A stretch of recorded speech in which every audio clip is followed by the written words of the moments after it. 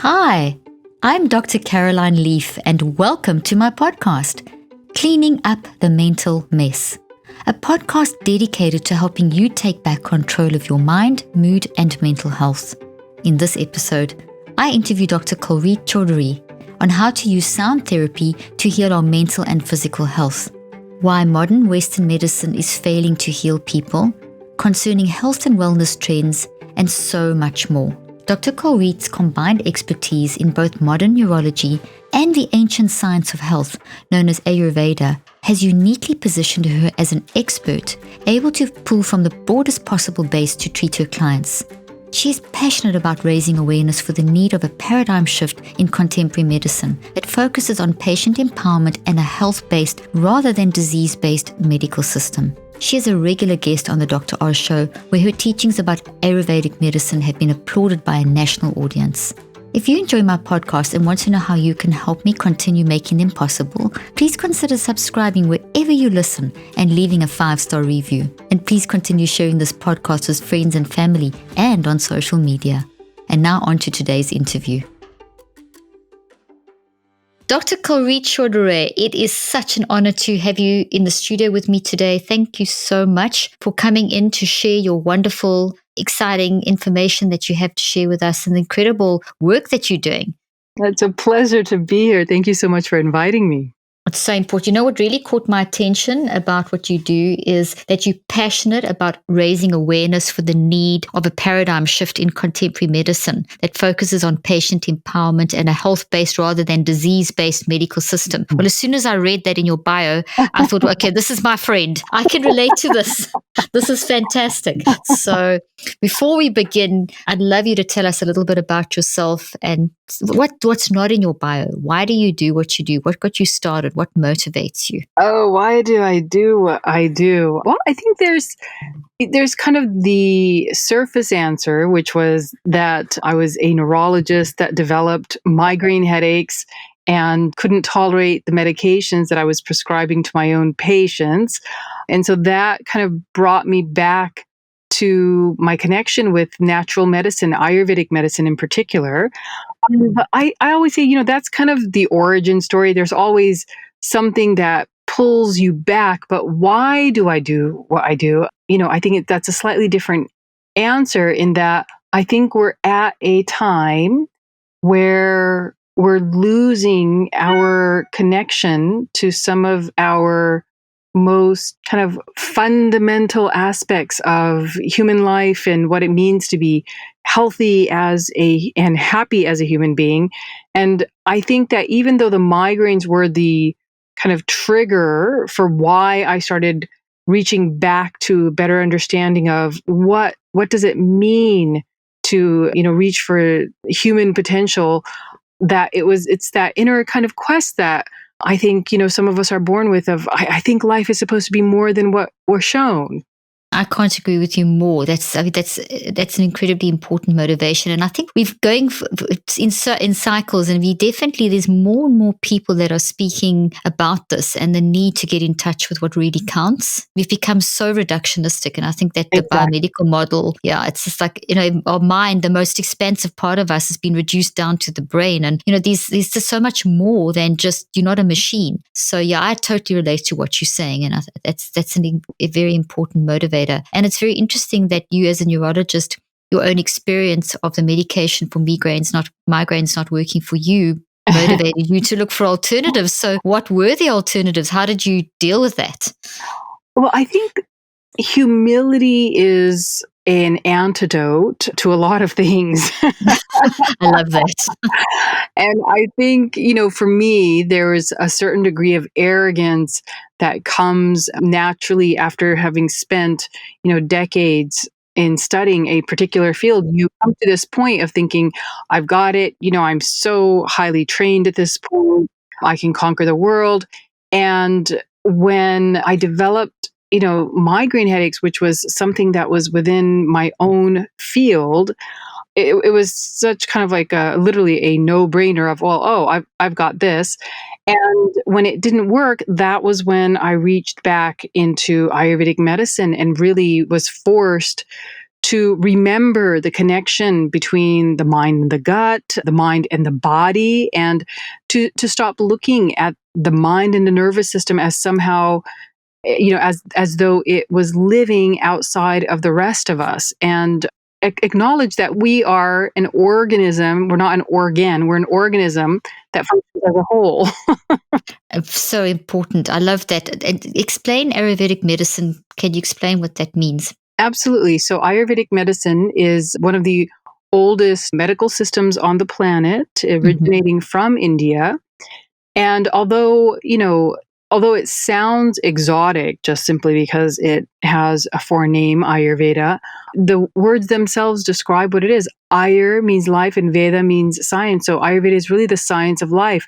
And one of the fundamental principles of Ayurvedic medicine is that food is medicine and that your habits determine your health.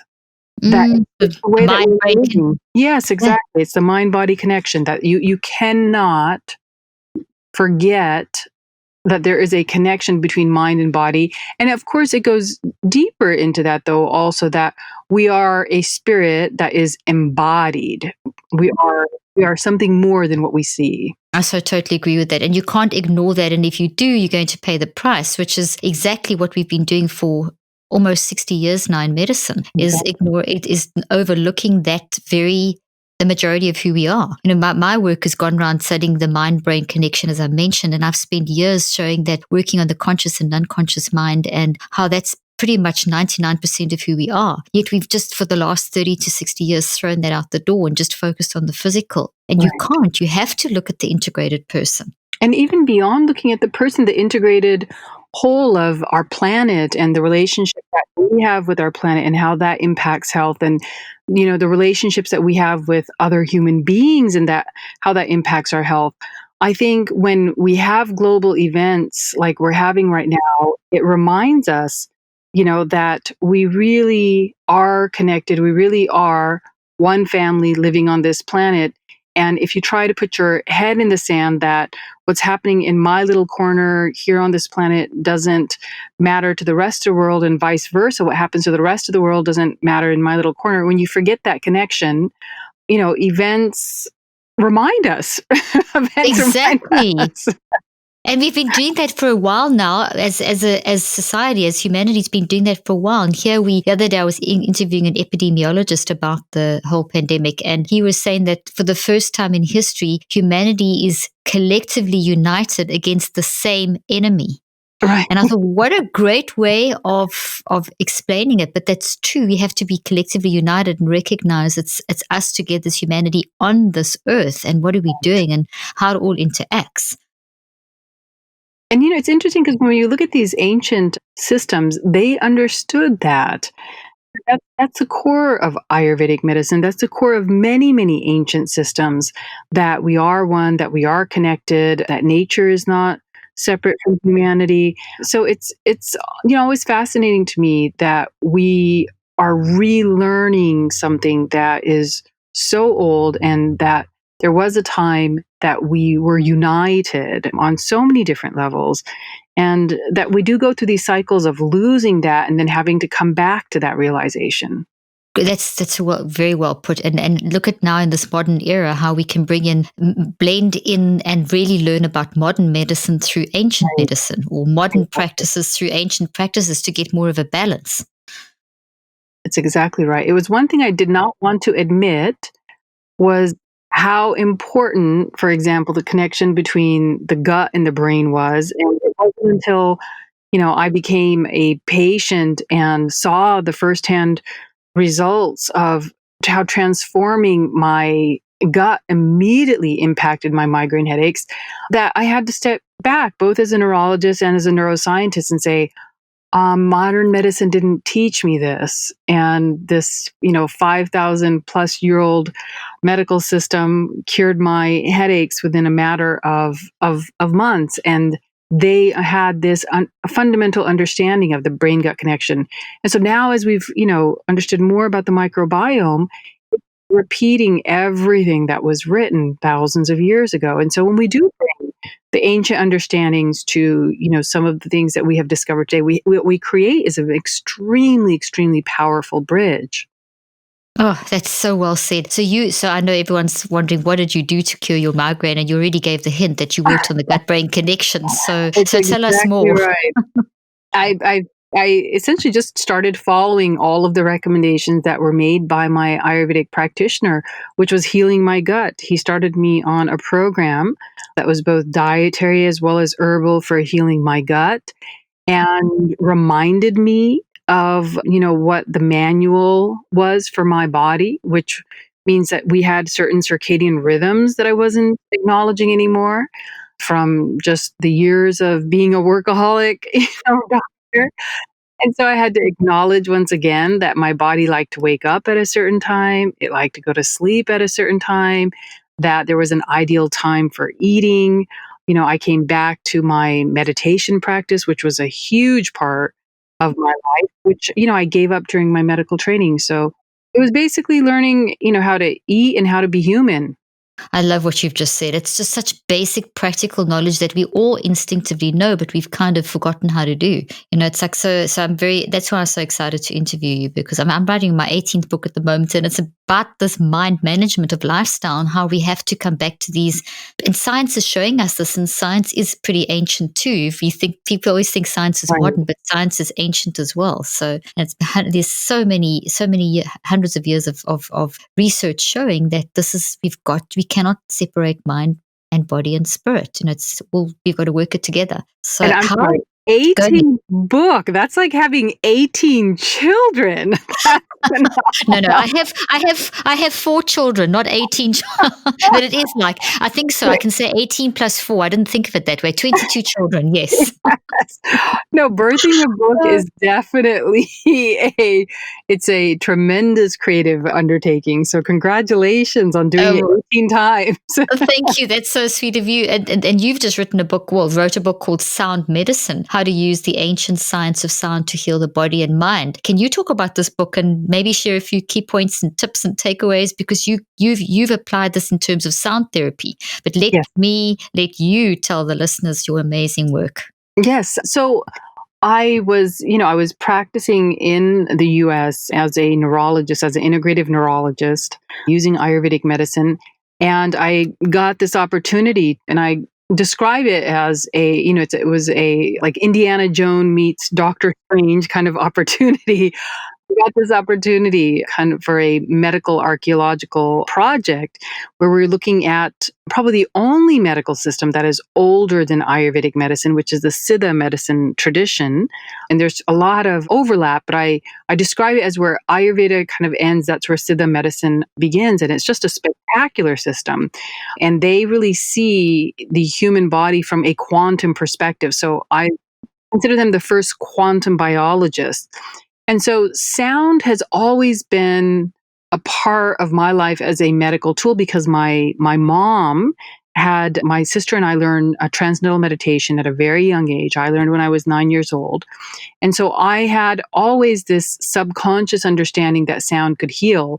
But it wasn't until I started on this project in South India, and as we started to dive into this ancient medical system, that I began to understand just how powerful of a tool sound is, and really looking at it as being, when understood, among the most powerful tools that we could ever use in the management of any medical condition. Because as quantum physicists are now starting to understand, the entire universe is simply vibration. And so when you understand that, and then when you understand the resonant frequencies that are necessary to heal disease, you are now healing on the most primal level of our existence. And that is the level of knowledge that these, ancient scientists, these ancient quantum biologists had. And so this book is an offering of the research and the information that I have learned as we have dove into these Siddha records in India. And we actually have a center there in Tamil Nadu, India, southern part of India. And at the center, we implement everything that we are learning from these records. So at the center, we start every single day and end every single day with a sound bath. And we're using some of the mantras from the Siddha tradition, as well as some of the Sanskrit mantras. And that is a core part of our healing, is using sound as a therapeutic tool. And we've just had absolutely phenomenal results. Lately, I have been finding it hard to motivate myself to work out and be more active, especially as I work on finishing my new book on a tight deadline. But I recently discovered a hack that actually makes me excited to work out and go for long walks. So, what is it? Well, I love listening to audiobooks on Blinkist. Blinkist is an app that takes the best key takeaways, the need to know information from thousands of non-fiction books and condenses them down into just 15 minutes that you can read or listen to. With Blinkist, you get unlimited access to read or listen to a massive library of condensed non-fiction books. All the books you want, and all for one low price. Right now, for a limited time, Blinkist has a special offer just for our audience. Go to blinkist.com/drleaf. Try it free for 7 days and save 25% of your new subscription. That's Blinkist, spelled Blinkist, blinkist.com/drleaf to start your free 7-day trial. And you'll also save 25% off, but only when you sign up at blinkist.com/drleaf. The link and offer details will also be in the show notes. I'm so excited. I'm like sitting here on the edge of my chair thinking, here is someone who I totally get. My audience is I have to just tell you this, my audience hears me talk about quantum physics all the time, and I always include quantum physics in my book. I'm not a quantum physicist, but I've studied sort of the philosophy and the theory, and I've been exposed to it in my training and that kind of thing. But it is our most fundamental core part of us is our consciousness, and our non-consciousness, this vibration, this energy wave. I mean, there's these mathematicians, I'm sure you've heard of Sir Roger Penrose, who's done the quantum calculations showing that we literally are made of waves of love, and we immersed in the values of these vibrations of love. And I mean, that goes with every religion, every tradition. If you track this, what you've just said now, track this ancient, these guys were, these researchers were ancient quantum neurobiologists. And we're seeing that in today's research. It's the most accurate and fundamental of sciences, as you know. So when you start speaking quantum physics, I get even more excited. And this makes total sense because you're talking about vibrations. And I see in one of your articles, you speak about the vibrations on every cell, that there's receptors for sound. So take it away. This is fascinating.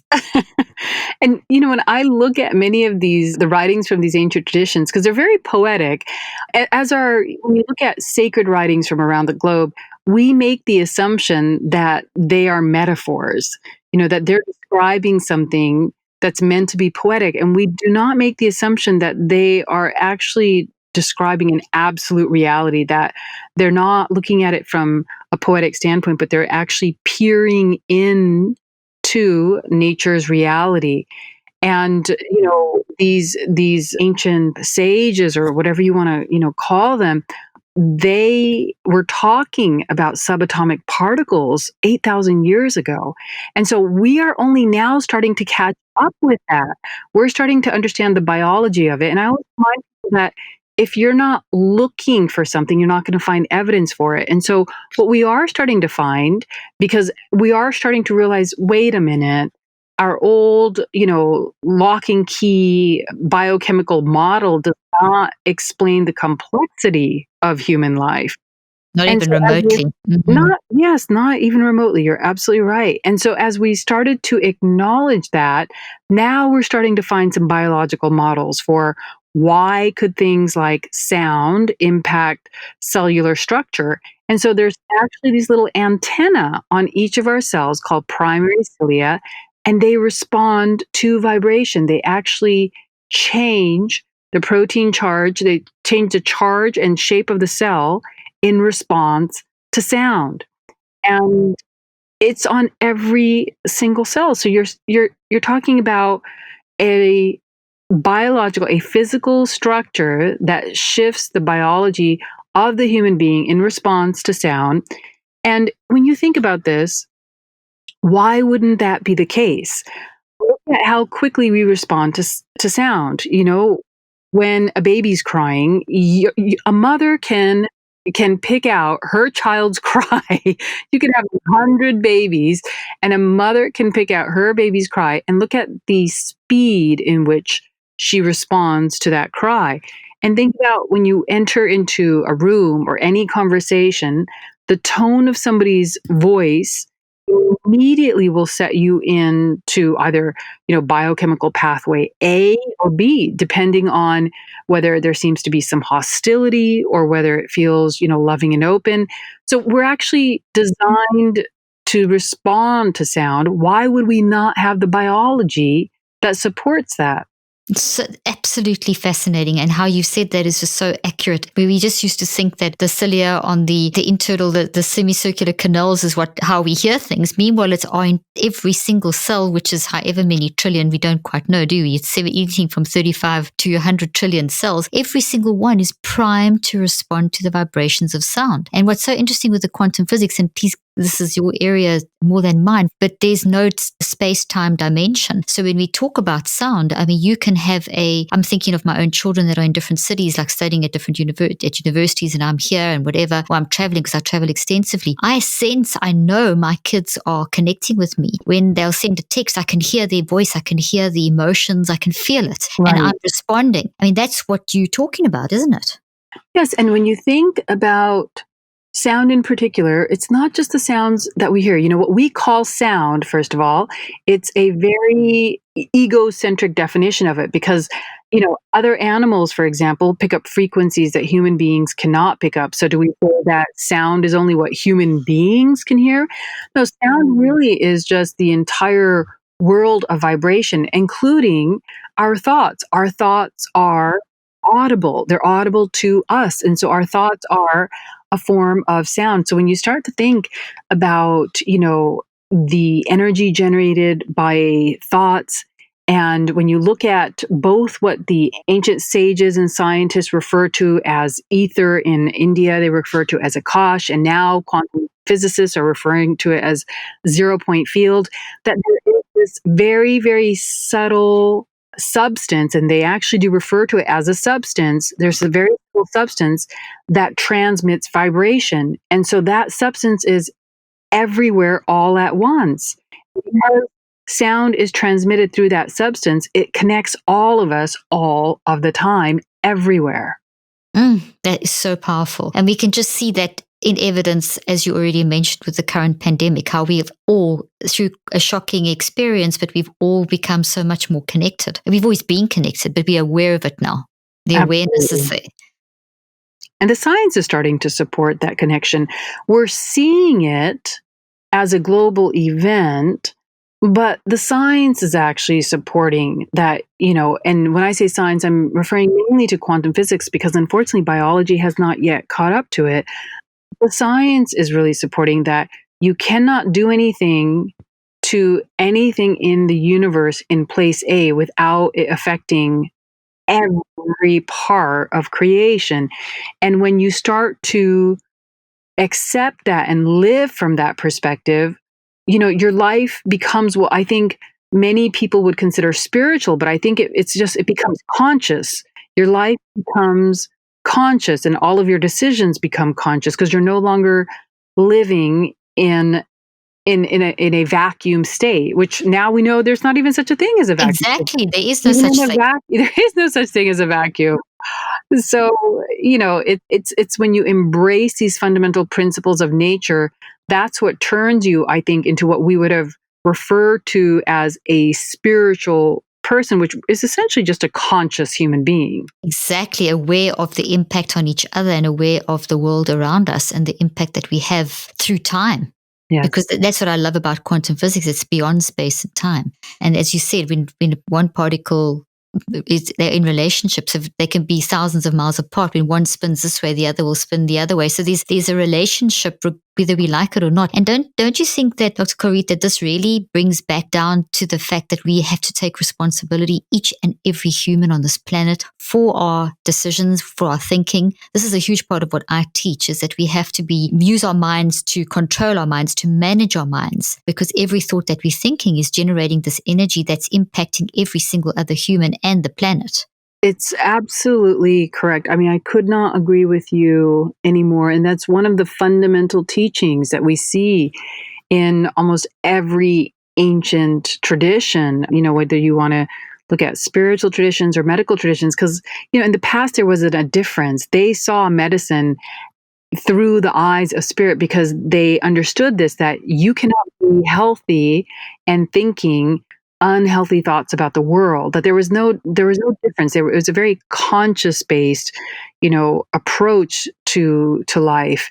And when you do embrace this level of responsibility, what happens is when you embrace your connection, because it's there whether you want to admit it or not, but when you consciously embrace this and start really looking at what are the patterns of your thoughts and how do you begin to change them, you begin to have really magical experiences. And this was the role of mantras. This was one of the role of mantras, was to help people break negative cycles by offering a sound that comes from nature, that has a resonance of positivity, to literally rewire your brain through a process called brain entrainment. That sound can actually entrain your brain to resonate and to create new neurochemical links to break negative patterns. And when you break the negative patterns in your mind, you break the negative patterns in your world. Oh my gosh, when I hear you say this, I actually really am sitting on the edge of my chair, because it's like I feel I'm not the only one out there trying to tell people and help people understand that this is something that you can actually do. And it's total science, because people always think science and spirituality are at odds. Science is so spiritual, spirituality is so scientific, and everything about who you are as a person is so spiritual, and it is going to impact your body because your spirit is connected to your mind and your body and moves through it. So your body and mind respond, and you're in the world, so the world responds to what we're doing with, and you can change your brain. This is, you're a neuroscientist as well, so am I. I mean, we are seeing a spiritual impact on the brain as neuroscientists, aren't we? Well, I think I agree with you, but I think it's strange when we start to say things like a spiritual impact on the brain, or when we say like the mind-body connection, because you're talking about something that is one unified whole. And just because we don't acknowledge that whole doesn't mean that it doesn't exist. If you try to, and we can use many different words for spirit, but for many people, it's comfortable to use the word consciousness. Tell me where you do not experience consciousness. There is an intelligence that is running your entire body right now. Tell me which cell in your body is independent of that consciousness, which neuron in your brain is independent of that consciousness, that there is an intelligence that is more masterful than just your personality. And that intelligence is what so many traditions refer to as the spirit. I think if you just look at it as it's a higher intelligence that you are a part of, that runs this body, then we stop trying to dissect like where is it and where is it not, because it's everywhere. It permeates you. Exactly. And that's what I love about the fact that we can actually re-look. I love what you just said, by the way. It's fantastic. And I love that we can actually, when I teach people and I show them, for example, when I use a QEEG or something, and I show people that this is the response of your brain, those are the words I use. This is not your brain producing. This is a response of this integrated reaction of you interacting with the physical. And you drive that process. I am constantly on planes, traveling to conferences and all over the place. And one major problem I used to have was dehydration, which really made me dread flying. Dehydration also made jet lag and headaches so much worse. But ever since using liquid IV electrolytes, flying has become so much more enjoyable. Liquid IV can provide the same hydration as drinking 2 to 3 bottles of water. It contains 5 essential vitamins, more vitamin C than an orange, and as much potassium as a banana, and is healthier than traditional sugary sports drinks. No artificial flavors, preservatives like Pedialyte or Gatorade. If you're dehydrated, try Liquid IV. It's the fastest, most efficient way to stay hydrated. Get 25% off when you go to liquidiv.com and use the code DRLEAF at checkout. That's 25% off anything you order on Liquid IV's website. Just go to liquidiv.com and enter promo code DRLEAF to save 25% and get better hydration. That's liquidiv.com, promo code DRLEAF. Don't wait. Start properly hydrating today. The link and offer details will be in the show notes. I want to ask you this. You're passionate about raising awareness of the need for a paradigm shift in contemporary medicine that focuses on patient empowerment and a health-based approach. It just seems so appropriate to talk about that now, that we want a more health-based, so it's disease prevention rather than disease management and so on. So talk about the change that's needed in the current medical system based on the discussion that we've had so far. I think there's 2 aspects of the change. One is the fundamental psychology that we oftentimes have as physicians, and I'm guilty of this as well, and was really forced to shift out of this when I started my journey in Ayurvedic medicine. There's a fundamental, psychology in medicine that the doctor's in charge and that the patient is there to follow the instructions blindly of the physician. And it's a very archaic, very patriarchal way of approaching an intelligent human being. And I really had to break out of that, not just for myself, but for my patients, where I forced them to take responsibility because, patients are also trained that they are so disempowered that they're not even a part of their own health decisions. And so when they came to my office, I first of all force them to acknowledge that their health is their responsibility, that I am a guide through this process, but that I wasn't there as their motivation coach. I wasn't there as their mother. Like I wasn't there as a parent, that I wasn't there to scold them, that if they didn't want to do something, that was okay. But then they also didn't need to waste my time or their time by coming to the next appointment. That, I really feel that we need to approach our patients as the intelligent human beings that they are and engage them in conversations about their health. So I first of all think that, focusing on patient empowerment and not making people feel that they only have one path forward, and listening first to what are they looking for, what are their own interests in their health. So I think that's a fundamental shift that has to happen. And the second one is, stop denying that our life choices don't impact our health. Thank you. Why do we deny this? I remember when I first started practicing Ayurvedic medicine, to me, it wasn't rocket science. I was telling my patients with multiple sclerosis to stop drinking soda and start drinking water. These are really, really fundamental choices for health. And I had neurologists in the community that reacted really strongly that how dare you say that your diet has anything to do with multiple sclerosis. And I was just dumbfounded that, how can you tell somebody who's living off of processed food, caffeine, and sodas that that's somehow not impacting the level of inflammation and autoimmunity in their body.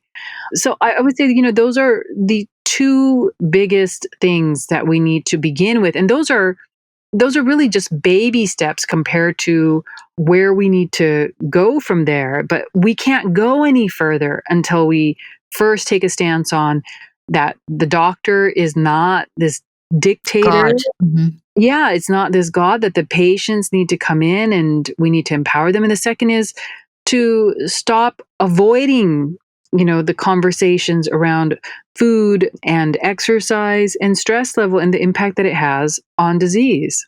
And it's these are so fundamental, so vitally important. And I'm so glad that you've outlined those such basic things. I've trained physicians for years, and I can tell you that those are almost like, it's a little bit better now. But when I first used to bring that up in a training session, it would be, why is that even important? Right. So it's just, our training, I'm trying to think about my training. I think I maybe had an hour of training in nutrition.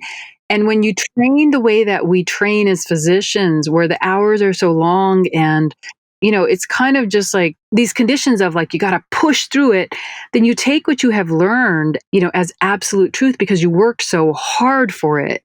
Those are some very, very long years. And so once you finally have that opportunity to say, okay, I have this badge of honor, I've survived this grueling training, you do not want to come out of there and hear that, oh, it was incomplete, or you maybe got it wrong.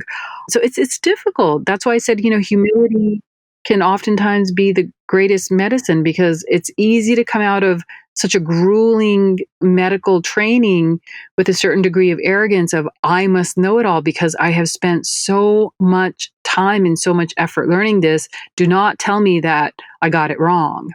That makes so much sense. And it's also this thing of like, I've got to know it all. There is that associated badge. Like, if you're not a medical doctor, well, it's not valid. And that's not true, because each and every one of us, there's everyone's contributing every field of knowledge is contributing something else. And to expect that one group of professionals knows everything is also tremendous pressure on a physician. I mean, if you consider that one physician a day commits suicide in America, and the worldwide stats aren't very different, there's a valid reason to, as you say, step back and look at how medicine needs to change, just for the sake of for the physicians, for the sake of people like yourself. And it sounds, every time I talk to, because I interview lots of physicians, and I work with physicians in my research and in my work, and it's the ones that have gone through something like you've experienced, like you realize with your migraine, you gave that example in the beginning. It's like you have this experience or something with one of your patients, and then you realize there's so much more. So I'm so pleased that there are physicians like you that can then empower the rest of the medical community to change. So thank you for what you're doing. It's so vitally, vitally important, and for the work that you're doing in India. And I just hope that this message can be spread very widely, and that I can help to do that. What are some of the other changes that you think are necessary? I think we cannot have this gap much longer where we accept quantum physics in our technology. We accept, quantum physics is the basis of much of the technology that we are enjoying in life. We cannot have this gap for much longer where we accept that as true when it comes to our technology, but we do not accept it when it comes to our body. There is such a massive scientific gap between what we have understood as the reality of the universe versus the way that we practice medicine. Medicine has to grow up. It has to grow up just like all of the other sciences are growing up. And we cannot use technology just to forward our economic system. We can't use technology to forward the creation of new gadgets that make our life a little bit more interesting. We have to forward our medical system by embracing what seems like two completely, opposing views of the human body. And there are scientists, and I talk about this in my book, but there are scientists and physicians that are starting to talk about this in terms of the human biofield. It's an umbrella term that actually came out of the NIH in an attempt to begin to do this, in an attempt to say, look, there are things that we don't understand why they work. We don't quite understand why acupuncture works. We don't understand fully why meditation works. There's a lot of healing systems. We don't understand why Reiki works, but we do have science now that shows that they do in fact work. And the challenge with medicine is that if you do not have a medical paradigm for the biology of it, even if you can prove it, it still won't be considered true. And to me, that is just mind-blowing that we can do research on something, like Reiki, and show that, oh, yes, there is a positive response, but the medical community still will not accept it because we don't have a biological paradigm that explains why Reiki works. And so we cannot stay in this infancy much longer where we just keep denying, and keep going to these very, very simple solutions of, if it's in a pill, then it works. If it's, anything like sound or, light or any of these other techniques, we don't have a biological paradigm. And so therefore it cannot work, whether it does or doesn't, we won't accept it. You've said something that's probably the most profoundly important statements that needs to get out there. Probably the most critical thing you've said in this interview. Everything you've said has been amazing. But for the medical world to recognize that they're accepting quantum physics in machinery, in technology, in the ultrasounds, etc., but they're not accepting it in the human body. So there's a complete cognitive dissonance that's occurring there. And it's exactly what happened when quantum physics first, as you know, when it first was defined and in the early 1920s and before that, where it was just not accepted, and classical physics has dominated, because if you can't see it, touch it, feel it, it doesn't exist. And how they push that, I've written quite a lot about this in my books, how it gets, as soon as you can't see it, it gets pushed aside, and quantum physics has looked at some woo-woo thing. Meanwhile, it's fundamental to, if you say it doesn't work, well, then don't use the ultrasound. Right. Don't use your cell phone. Yeah, you can't use your cell phone. Don't use the internet. Don't do anything. So it's kind of this paradox that exists. It's not only in the medical world, it's in the religious world as well, where there's very often this thing that you can't have, quantum physics is bad, or that this whole disconnect that you've just described. And I agree with you that is a very, very important step. And as you said, it's also getting the biological a frame of reference, a theoretical explanation. Because if you look at the world, you're in neuroscience as well, there's so much data that's accumulated in neuroscience, wads of data, but the amount of data is not being interpreted or used in the way that it should, because they don't have a theoretical model. They're stuck. They just, what is consciousness? It's the hard question. We can't answer it, so therefore we just won't. Promissory materialism. We can't keep doing that if we're going to progress in medicine. No, and we're already creating such a gap. And I think the big scary thing about quantum physics for people in the medical sciences is it starts to force you to grapple with what feels like spiritual questions, just because we have separated, ideas like consciousness out of the medical field.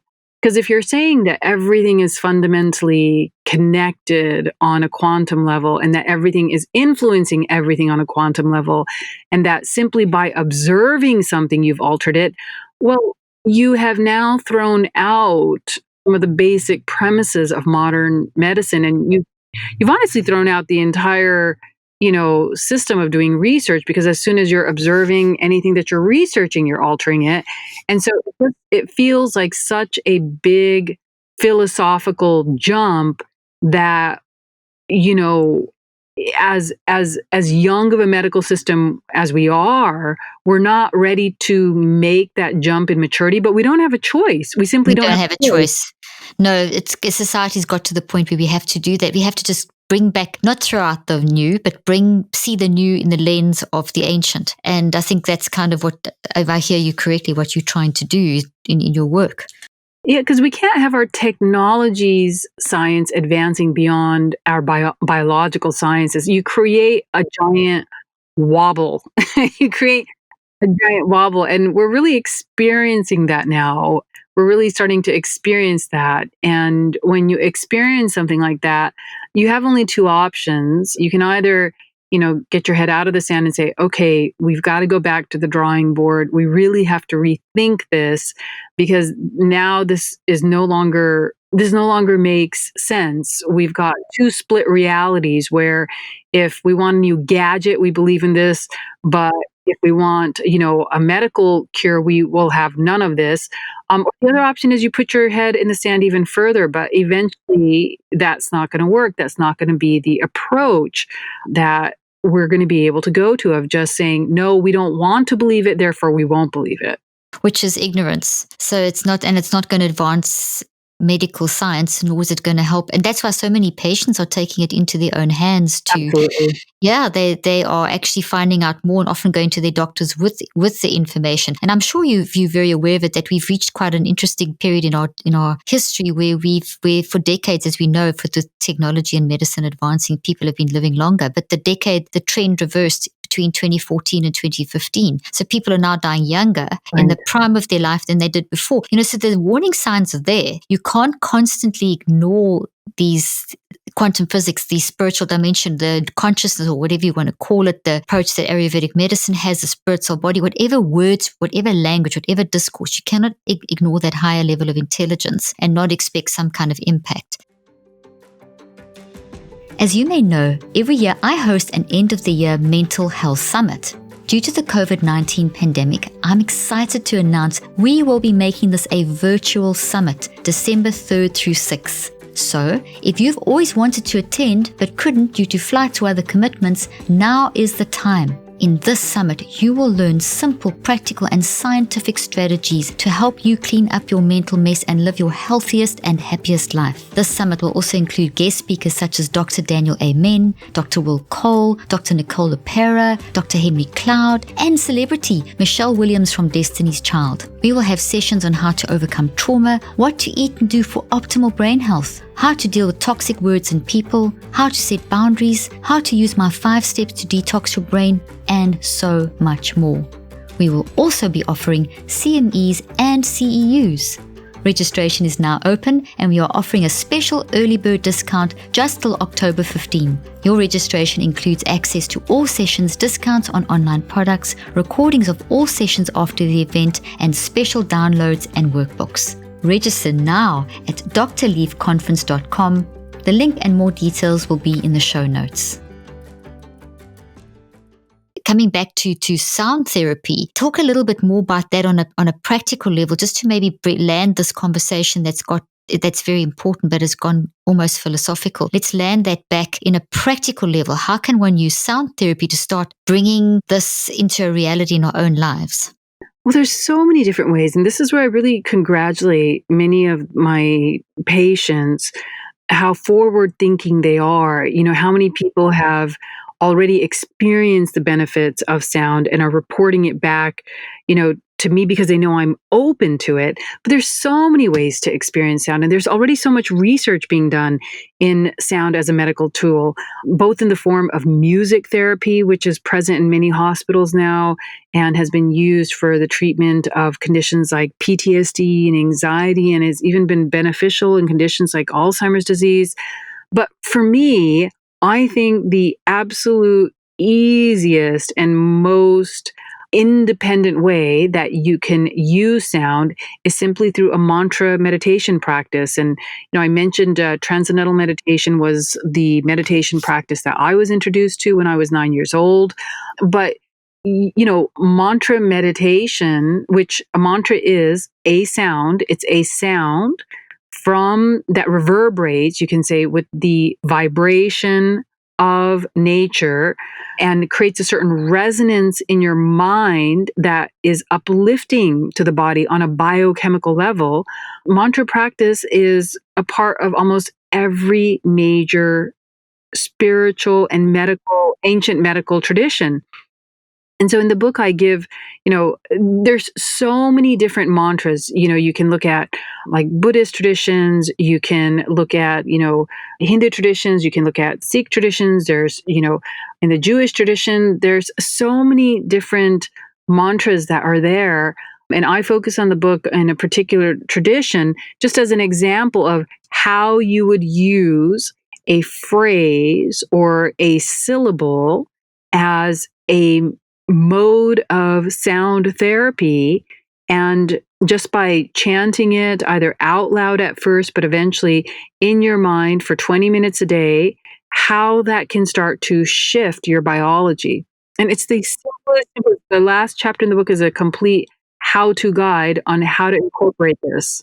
Fantastic. So I'm even thinking of examples like people in churches that are singing praise and worship together, and how they can often repeat a sound, or they go into a chorus, or there's a certain line or a phrase, and there's a repetition, and then there's almost like a chanting, and then the bodies are moving and the arms are raised. there's a whole sound therapy thing going on there. That's exactly, and that's what I mean, is that it's not a foreign concept. It's being utilized, but it's being utilized in that setting, for example, one day a week. And people feel uplifted after being exposed to something like that. And why would you do something only once a week if it's beneficial to you? That's like saying, well, once a week I'll drink water, or once a week, I'll take a bath, or once a week I'll brush my teeth. But on all the other days, I won't benefit from that healthy practice. So it's just a conscious way of acknowledging the impact that sound makes, but incorporating it into your daily routine. I cannot fathom my life without having sound as a conscious part of my health regimen, in the form of both meditation as well as, many of the things most of the things I listen to are thousands of years old, because they had a better appreciation for how vibrations can alter the body. But I can't imagine my daily life without these things. That's what I wanted to ask you. What are you doing personally to incorporate sound therapy as part of your daily routine? So every single day, and this has been going on since I was 9 years old, every day I meditate using a mantra meditation. And so I do that in the morning and in the evening. And like I said, I cannot imagine a day without that, because it erases, we're being bombarded by sound, whether you want to acknowledge it or not. You're being bombarded by the negative influences usually of sound. In the form of leaf blowers, or, just from negative conversations, or there's ambient white noise. And so the mantra meditation for me just erases the biological effects of those. And I actually get to interject what I want my cells to be resonating with. So that is a very key part of my daily routine. And then throughout the day, though, I'm also listening to therapeutic sounds. And this comes in many different forms. There's many artists now that have created songs using mantras. Deva Premal and Mitten are one. Krishnan Das is another. There's many. Tina Turner and Cher actually came out with versions of this. And so I'm also listening to those during the days, or I'll be listening to different types of musical tools like singing bowls that resonate at particular frequencies. So I am using sound both privately in my home, and then throughout my workday, I'm constantly bathing in sound that I know will have a positive influence on me. That's amazing. And along with that, you're working on your GI, gut microbiome as well. So it's in terms of what you eat. So that's another massive part of this whole thing as well, is we have to feed these cells as well, isn't it? No, you're absolutely right. I would say if you can, because sound takes care of your mind so well. Sound can shift your subconscious thoughts so quickly. I've not found anything more powerful than sound. And think about it. Think about when you go to see a movie, how important the soundtrack is. If you don't have the soundtrack, you will not have an emotional response. So sound is an immediate way to influence your mind. And so between, for the mind, I use sound. And then the other major part is your digestive system. And that goes, I honor that system through the foods that I eat and the way that I eat in terms of the timing and so forth. And if you implement these two practices, if you can strengthen your digestion, which is a core part of your immunity, and focus your mind on positive vibrations, you would almost have to really work at being unsuccessful in life. You would have to really... incredible. And I so totally agree. When you talk about focusing on positive vibrations, some people may take that wording up and twist it around and think it's something weird. It's the most practical thing. So here, if you are actually saying to someone, hey, I love you, you look amazing today, you are actually sending out from your thoughts from inside your mind, which then wired into your brain, you're sending out an energy that's a sound wave that's healthy. It's filled with all and that is exactly what you're talking about. So it's how we actually choose to manage our mind that generates the choices, that generates the words, and then adding to that, we can facilitate the process by putting the music in. So it's what we generate from inside out, and then also what we are putting in. I love that. When I was still practicing, I always had classical music playing in my in my office, I always had music playing, and I would go into schools and train teachers, and I would train physicians and all kinds of things. Always had music, and if you think of it, it's the most, people love music, and just with, I don't know if you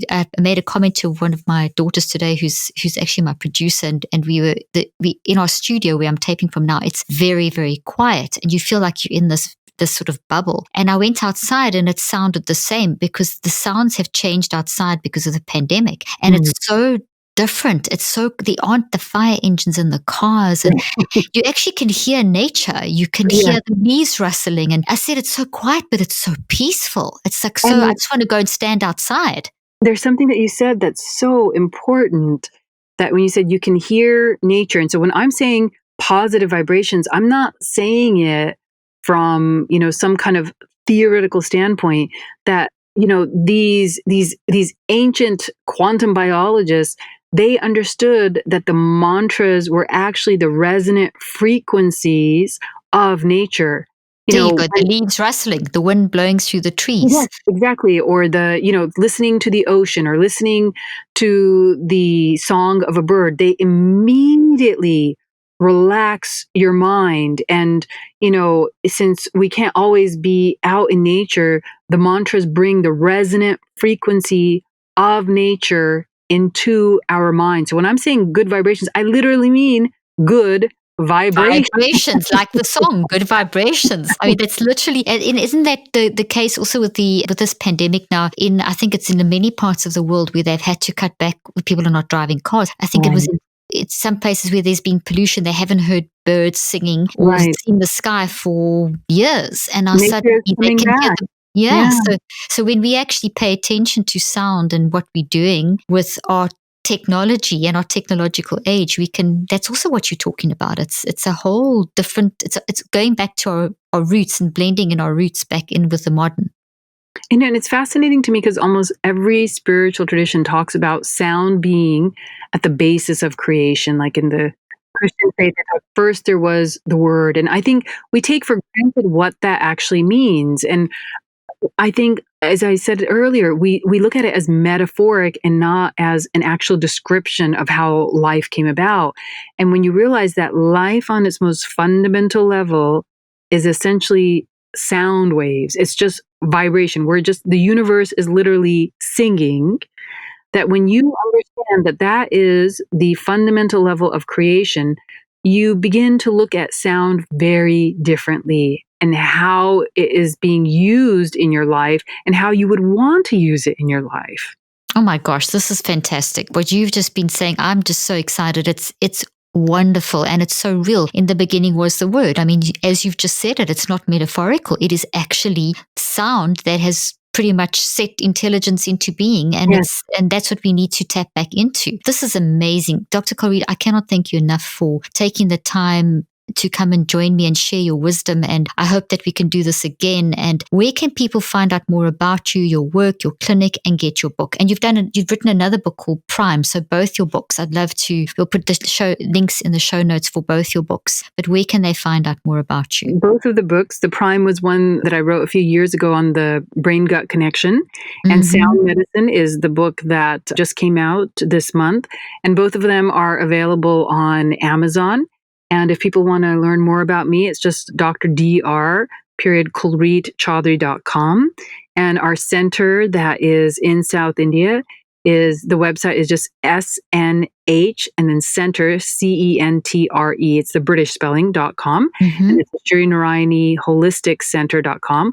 But if people just look up my name, I'm actually the only Kulreet Chaudhary on the net. So oh wow, that's amazing. You got a unique little holding there. You better trade unique holding on the internet. So if you look for me, there's also a link to the center on my website. Wonderful. We're going to put all of that in the show notes. And thank you again for opening our minds and challenging us to see the science behind sound and the ancient wisdom behind sound. So thank you so much. It's been my pleasure. I hope you found today's podcast interesting and helpful. If you want more tips and help with managing anxiety, depression, and mental health, be sure to visit my website at drleaf.com. and to sign up for my weekly newsletter, where I also include a schedule of my speaking events and so much more. And follow me on social media. I'm on Twitter, Facebook, and Instagram. Just look for Dr. Caroline Leaf.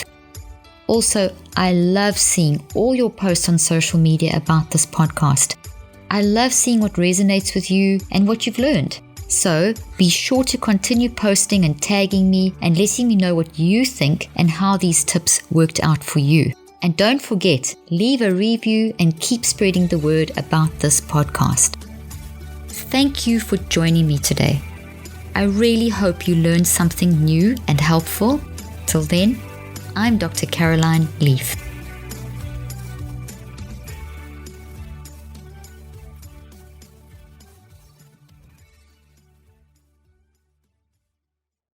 This podcast represents the opinions of myself and my guests. The content here should not be taken as medical advice. The content here is for educational and informational purposes only. Please consult your healthcare professional for any individual medical questions you may have. While we make every effort to ensure that the information we are sharing is accurate, we welcome any comments, suggestions, or corrections of errors.